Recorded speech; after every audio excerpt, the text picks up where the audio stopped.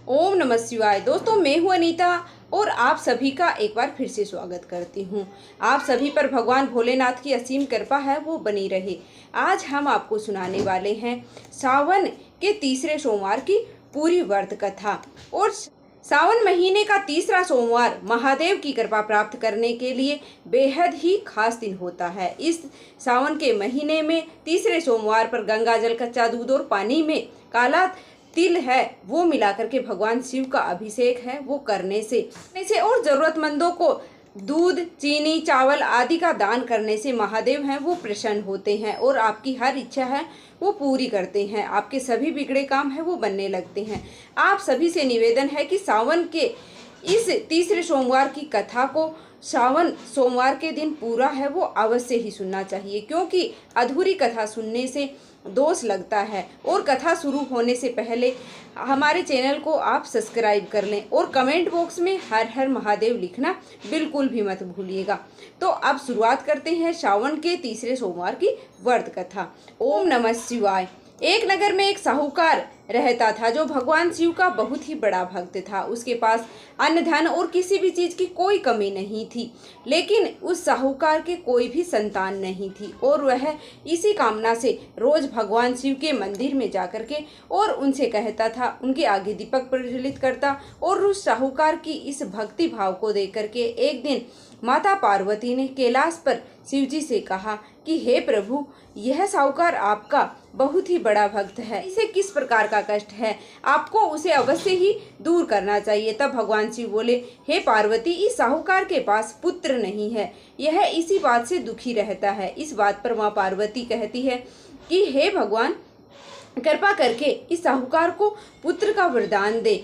तब भोलेनाथ जी ने कहा कि हे पार्वती, यह संसार के कर्म क्षेत्र हैं, जो अपने अपने कर्म के अनुसार जो भाग्य लिखवा कर लाता है वैसा ही वह भोगता है, उसे स्वयं ईश्वर भी कुछ भी नहीं कर पाते हैं। इस साहूकार के भाग्य में पुत्र का योग नहीं है, ऐसे में इसे पुत्र प्राप्ति का वरदान यदि मिल भी गया तो इसका पुत्र है केवल 12 वर्ष की आयु तक ही जीवित रहेगा। यह सुनने के बाद भी माता पार्वती ने कहा कि हे प्रभु, आपको इस साहूकार को पुत्र का वरदान देना ही होगा, अन्यथा भक्त क्यों आपकी सेवा पूजा करेंगे। माता पार्वती के बार बार ऐसा आग्रह करने पर भगवान भोलेनाथ ने उस साहूकार को पुत्र का वरदान है वो दे दिया, लेकिन शिवजी ने उस साहूकार को यह भी कहा कि वह पुत्र केवल 12 वर्ष तक ही जीवित रहेगा।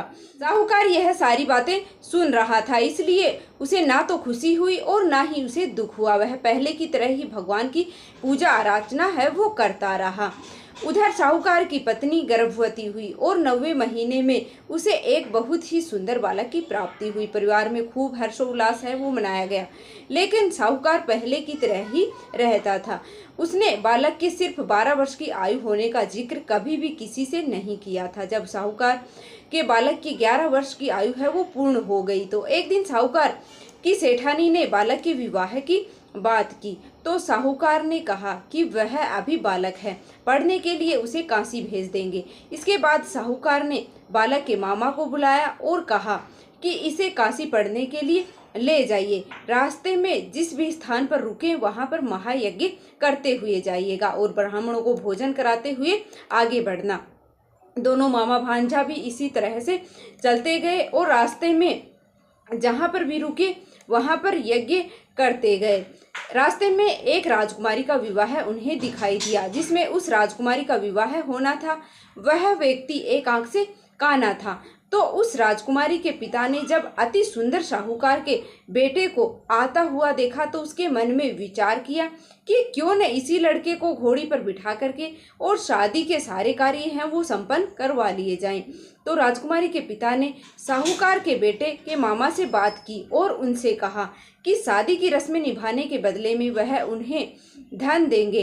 तो दोनों मामा भांजा ऐसा करने के लिए राजी हो गए। इसके बाद साहूकार का बेटा विवाह की वेदी पर बैठ गया और जब विवाह कार्य संपन्न हो गए तो जाने से पहले उसने राजकुमारी की चुनरी के पल्ले पर लिखा कि तुम्हारा विवाह मेरे साथ हुआ है, लेकिन जिस राजकुमार के साथ यह लोग तुम्हें भेजने वाले हैं वह तो एक आंख से काना है। इसके बाद वह अपने मामा के साथ काशी के लिए निकल गया।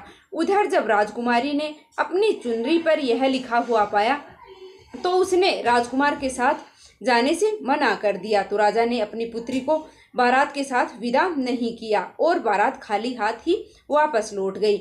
इधर मामा और भांजे काशी नगरी में पहुंच गए। एक दिन जब मामा ने काशी में एक यज्ञ रखा और भांजा बहुत देर तक बाहर नहीं आया, तो मामा ने कमरे के अंदर जाकर देखा तो भांजे के प्राण निकल चुके थे, क्योंकि उसकी 12 साल की ही आयु पूरी हो चुकी थी।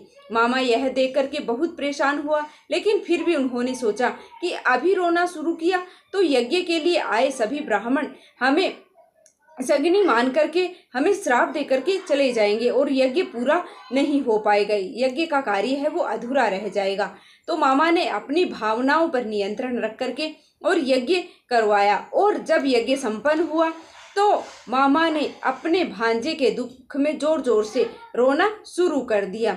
उसी समय शिव और पार्वती जी नंदी महाराज पर सवार होकर के काशी नगरी में इधर उधर से जा रहे थे। तो माता पार्वती ने भगवान शिव से पूछा कि हे प्रभु, यह कौन रो रहा है। तभी उन्होंने पता चला कि यह तो भोलेनाथ के आशीर्वाद से जन्मा हुआ साहूकार का पुत्र है, जिसकी आयु केवल 12 वर्ष की थी और अब वह समय आ चुका है, यानी कि बालक वरदान में कही गई बात के अनुसार अपना शरीर छोड़ करके और जा चुका है।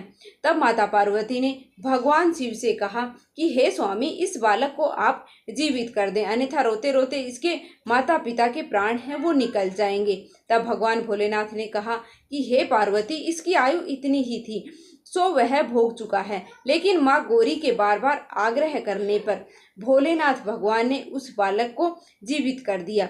वो बालक ओम नमः शिवाय, ओम नमः शिवाय, ओम नमः शिवाय करता हुआ वह उठकर बैठ गया और मामा भांजे दोनों ईश्वर को धन्यवाद दिया। फिर वह दोनों अपनी नगरी को लौट चले। रास्ते में वही नगर पड़ा जहां पर उन्होंने राजकुमारी से साहूकार के बेटे का विवाह किया था, और राजकुमारी ने उन्हें तुरंत ही पहचान लिया।